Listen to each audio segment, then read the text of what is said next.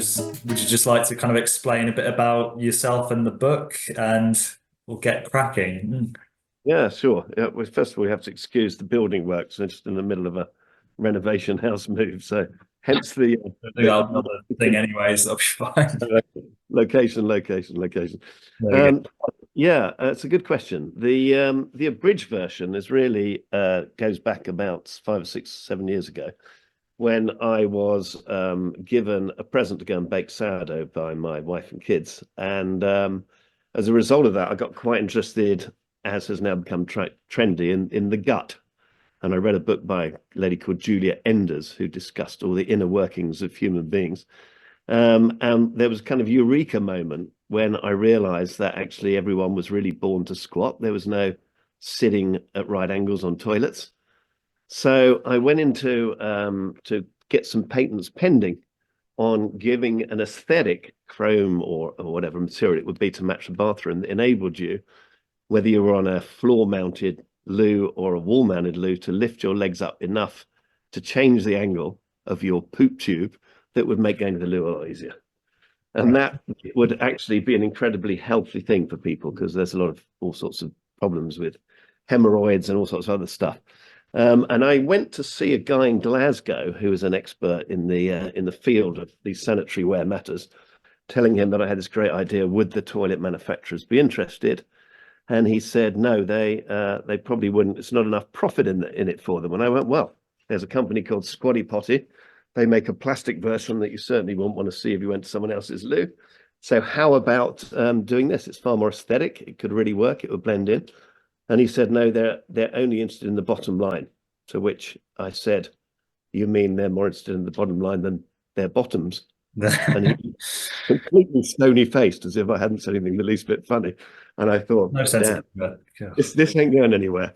So I had an inkling. I'd written some children's books and helped with other children's books before. And I thought, hey, look, if I mix animals and poop and the subject I've been studying for the last few years prior to that, I could come up with a nice book that would fascinate the children, break a few taboos, get the conversations going, and hopefully be the tail that wagged the dog eventually in getting to the process where I could actually get this invention going, as Right. well as writing books. Fair enough. That's not quite what I was expecting. I didn't know there was kind of there was an ulterior mission behind that to try to revolutionize the toy industry. But I mean, yeah, that's a really good idea. You know, hopefully one day they kind of catch on really to our biology and make it a bit easier for us. Yeah, you know, I mean, it is just one of those things. I mean, what kind of really inspired you to write a book about poo and animal poo, because in particular, because I mean, like you say, you know, it's a little bit of a taboo topic, but I think you know, people do obviously kind of want to learn about it because, you know, it's a universal thing, let's be honest. So yeah.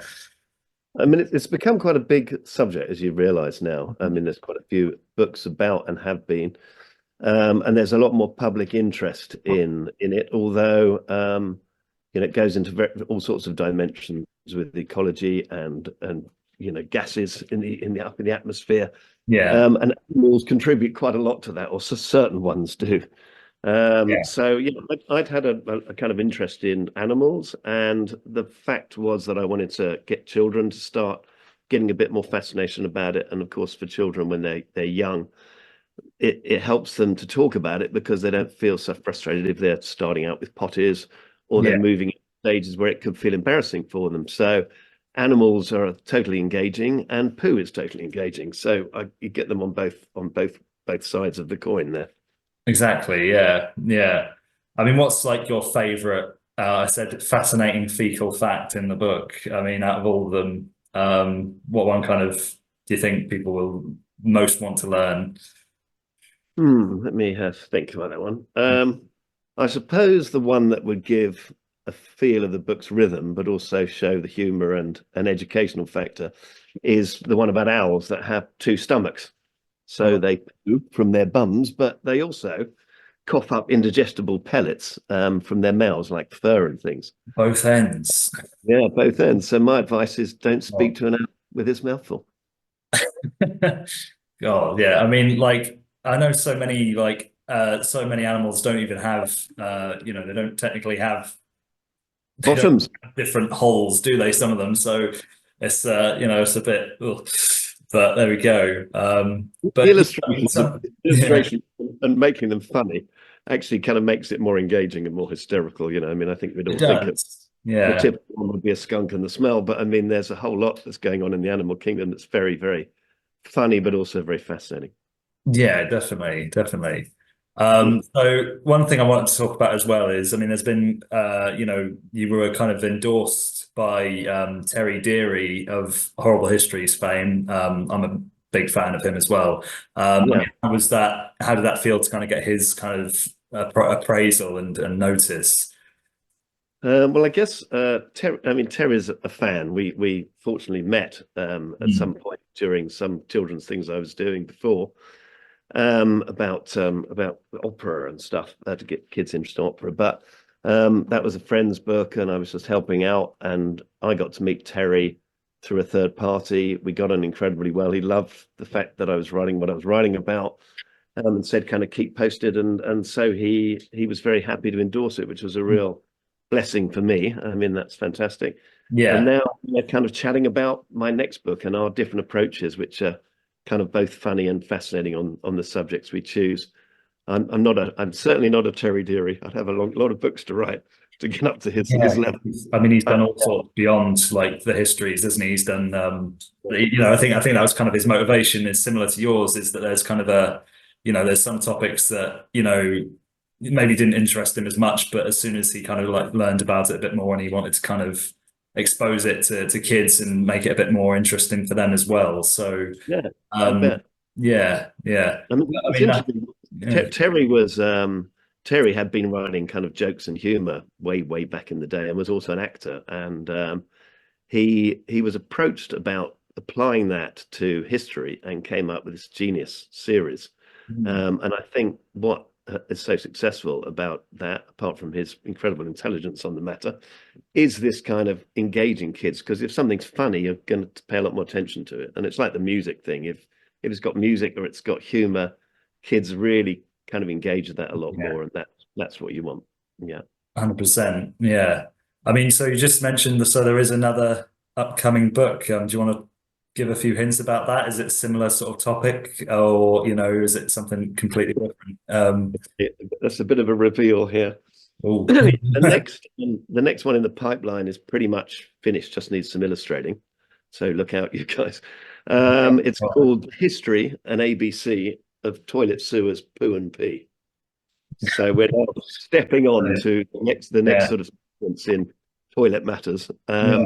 And it really discusses, going back to what I said originally about everybody squatting, and since that time, the whole sanitation system and the way people go to the loo was kind of very slow in moving forward, like the sewers. There's Yeah. and also the fact that people, when they started to sit, I mean, going back before the Romans, the Mesopotamians, were sitting, but who at that time were the scientists going, well, how's that going to affect your going to the loo? How's that going to affect your Yeah. position, your guts, the way you've gone from a squat to a sit? So to this day, actually, there are probably more squatters than sitters, interestingly. Across the Um, world. Yeah, I suppose so. I yeah, mean, it is weirdly fascinating, is it? Because I mean, I've learned a little bit about it as well, like the whole yeah, history of it. Sewers, it doesn't sound, it's like even like London, like it's it was so, you know, really, primitive for so long, wasn't it? And we've only just really recently even thought about kind of updating it. So maybe, hopefully maybe that will kind of update again, at some point. You might yeah. be able to lead a bit of a revolution on this, hopefully. But It was yeah, kind of partly like we said that from back in part one. It was kind of like the fact of getting people to recognize or talk about that subject is really important. yeah, Um, and also, now you've probably seen some of the Japanese loos, they'll sort of wash your bum, heat your bottom when you sit down, do tests on all your medical conditions from what you put in the loo. very high I mean, tech. it's Yeah, mind blowing what happens now. So we need it's not just that, because you in principle shouldn't spend too long on the loo. You should sort well, of be in and out quite quickly. So sitting there on your mobile phone, checking your temperature and all your bodily functions is probably it's not probably a really bit doing too any long to be good. sitting down. Yeah, they think it's doing good, but not really. Uh, Yeah. Oh, But it's just getting that, get a little bit more focus on the subject, and then book three will go in other directions, more about the taboos, really. But yeah, I see. All right, it's a bit of a forecast happening there. Then, okay, interesting. Yeah, I suppose, yeah, because I mean, really, I mean, I suppose the important thing is how kids have been responding, because you've gone to a few kind of events at zoos, I think, and things like that. So I mean, how have they kind of responded to the book? And I imagine it's been positive. It's been um, yeah. yeah. Well, you're right. I mean, of course, the subject is always is Mm. a matter for children. And the last event I Yeah, attended was called Poo at the Zoo, an yeah, interesting the origin of the feces, which was by Tracy Lee. I think I sent you the yeah. details. And she had, for the first time, actually managed to sort of preserve poop from animals all around the world, Mm. place them on sort of picture frames up on the wall without them sliding down, of course, because they were quite terribly. A bit solid at that point, a bit more so. Yeah, And Tracy had these great poop examples and a quiz and everything, but the children also wanted to kind of match the animals to the poop, which is what we do in the book. It's kind of match the feces to yeah. the feces. So that really worked. She got in touch, and we had a great attendance, and a lot of fun. I mean, you get so many crazy questions. It's a Well, joy to be around them and the parents, I must say. yeah, imagine. Yeah. Yeah, I mean that was a very kind of serendipitous thing. That whole event in your book, definitely seemed to be a match made in heaven there. Yeah. Um, but yeah, okay. But yeah, I suppose I mean, apart from that, I mean, what else is kind of in store for the future? I suppose just working on the next book and hopefully getting a few more of those sorts of events. And yeah, I guess that's kind of Oh, really? I mean, yeah, Terry's very kindly kind of got eyes on what I'm doing, so that's really helpful. yeah, Have that wisdom, because I'm a relative novice, and yeah, so I'm really looking forward to going forward with that. And I've had some lovely feedback on the first book, so and you guys have been really helpful, so thanks for that. Looking forward to the book fair, although I'll miss you because we won't be there. Oh yeah, well, yeah, you'll meet someone there, I'm sure. I think Charlotte or possibly someone else. But yeah, definitely looking forward to the book fair. That's going to be a big event. But yeah, okay. I mean, thanks for coming on though, and yeah, like I said, we'll send you this as soon as it's done. And Yeah, yeah, we thanks for having me. Thanks for inviting me, Jack. It's been lovely fun. meeting you again. Yeah, you too. First time I've seen your face, actually. Now I think about it, because I've obviously spoken to John.